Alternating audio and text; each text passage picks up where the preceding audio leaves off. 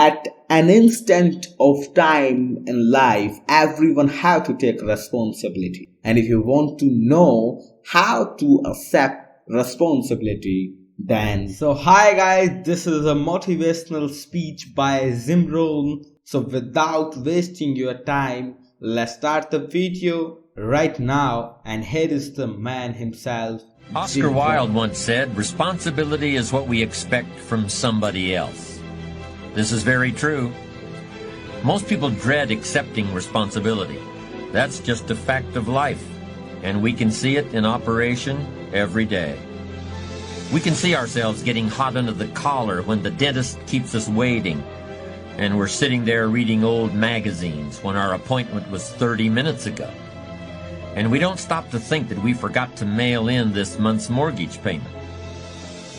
We can see ourselves growing angrier and angrier because a business contact is supposed to call at noon, and here it is almost 2 o'clock, and the phone still refuses to ring. But we don't stop to think about the calls we ourselves have forgotten to return while we've been so busy fuming. We can see ourselves writing an angry letter to the airline because a flight was delayed, but we don't write an angry letter to ourselves when we're late for something, even though that might not be a bad idea at all. Yes, we can see avoidance of responsibility all the time in both our personal and professional lives. And here's something else we can see just as often. We can see that most people aren't as successful as they wish they were. Do you see there's a connection between these two very common phenomena? I certainly do. I hope you'll understand that it's in your best interests to take responsibility for everything you do. But that's only the beginning. I'm also going to suggest that many times it's even best to accept responsibility for the mistakes of others, especially when you're in a managerial or leadership role. I can hear you saying, "What? Accept responsibility for someone else's mess-ups? Why would I want to do something like that?" Well, that's a fair enough question, and over the next few minutes I'll try to answer it. During the years when professional basketball was just beginning to become really popular, Bill Russell, who played center for the Boston Celtics, was one of the greatest players in the pro league. He was especially known for his rebounding and his defensive skills. But like a lot of very tall centers, Russell was never much of a free throw shooter. His free throw percentage was quite a bit below average, in fact. But this low percentage didn't really give a clear picture of Russell's ability as an athlete. And in one game, he gave a very convincing demonstration of this. It was the final game of a championship series between Boston and the Los Angeles Lakers. With about 12 seconds left to play, the Lakers were behind by 1 point, and Boston had the ball.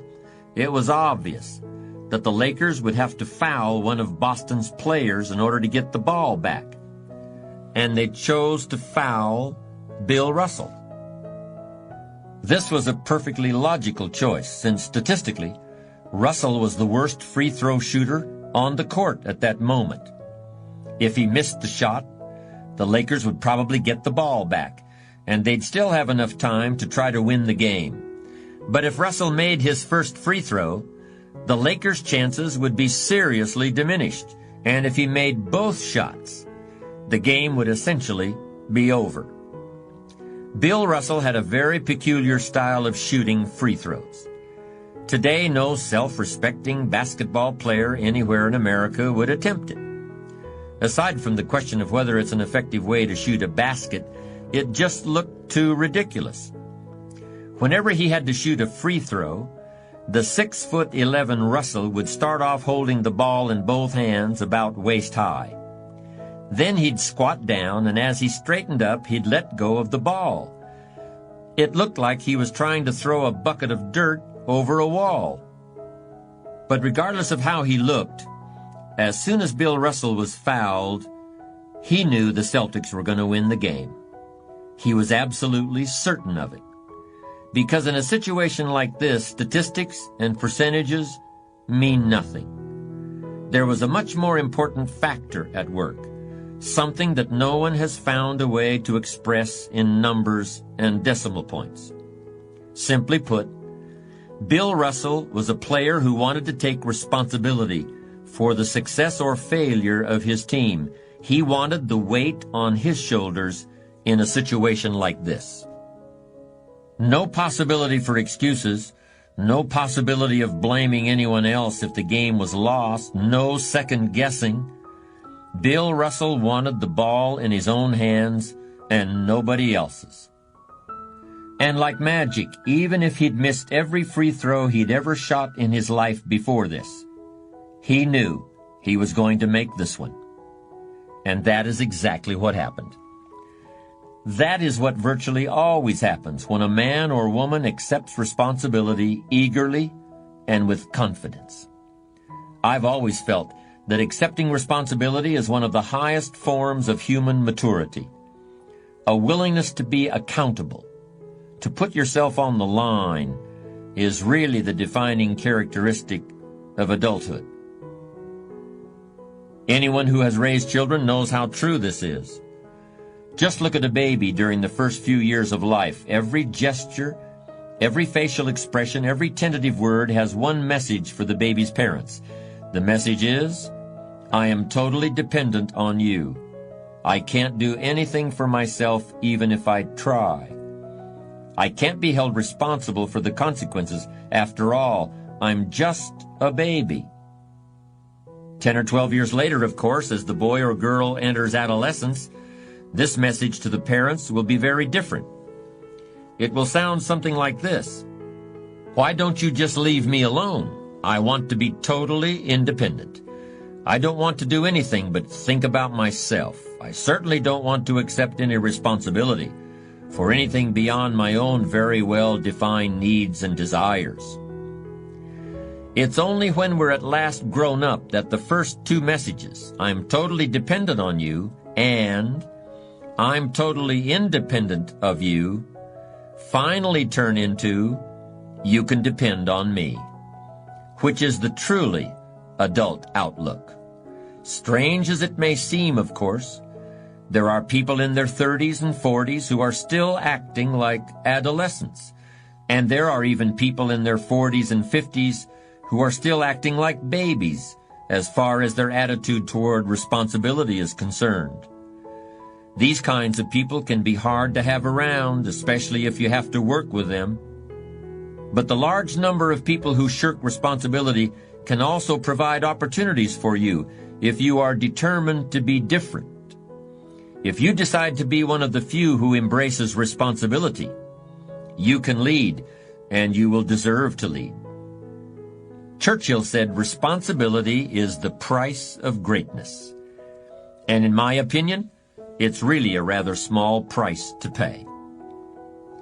Let me be more specific about exactly what is involved in becoming a responsible person.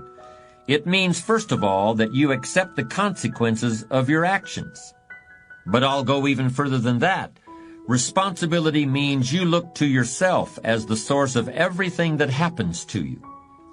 It means that you assume command, regardless of the hardships you may have undergone early in life, or the prejudice you may have encountered, or the dozens of people who may have failed to understand you. Do you detect a note of irony in my voice, or perhaps a note of sarcasm? Do I sound hard-hearted? Do I seem to be denying the existence of difficult childhoods, or of prejudice, or of people who are insensitive to the needs of others? Well, that is certainly not my intention, nor is it my belief.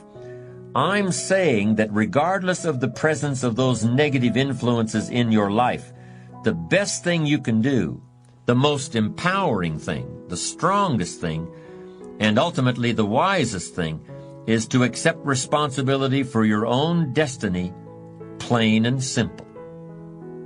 The benefits of this approach to life have been proven in some pretty dramatic ways. People who have been afflicted by serious illness, for example, appear to have a better chance of recovery if they decide to take responsibility for what has happened to them. despite the fact that it would be easier and perhaps even more reasonable to simply see themselves as victims of fate. There's a man, let's call him John, who had been healthy and vigorous all his life, who had started and sold businesses in a number of different fields before finally deciding to enter law school in his late 40s. Thank you so much for watching this video. Subscribe this channel for more motivational speeches.